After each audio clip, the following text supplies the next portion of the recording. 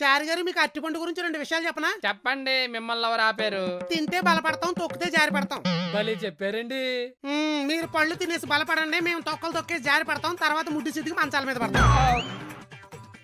సూత్తారేడు తొక్క తీసి డస్ట్బిన్ లో వేయండి.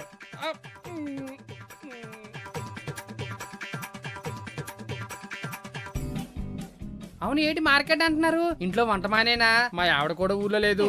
చారి గారు ఏ మొగుడన్నా పెళ్ళం ఊరెళ్తే ఫుడ్ కోసం హోటల్కి వెళ్తాడు, బెడ్ కోసం.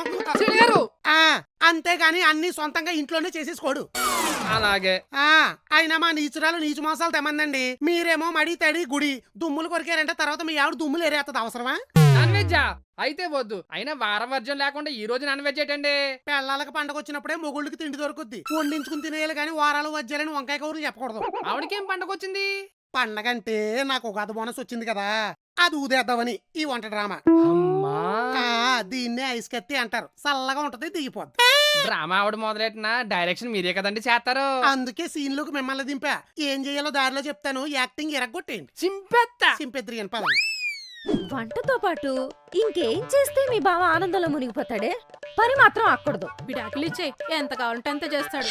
మరీ ఆనందం ఎక్కువైపు పోతాడేమోనే. ఇది పాయింటే. పోనీ ఈ సరసాలో చీరలో మల్లెపూలు. నేను ప్రత్యేకంగా అలాంటి ప్రయత్నాలు చేశానంటే ముందే భయం వేసి బయటికి వెళ్ళి పడుకుంటాడు. అయినా రేపే ఒకది, ఈ రోజే బంగారం కొనాలి. నైట్ వరకు టైం లేదు.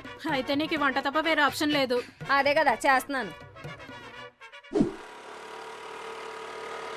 ఎలాగన్నా సరే అనుకున్నా చెయ్యాలి.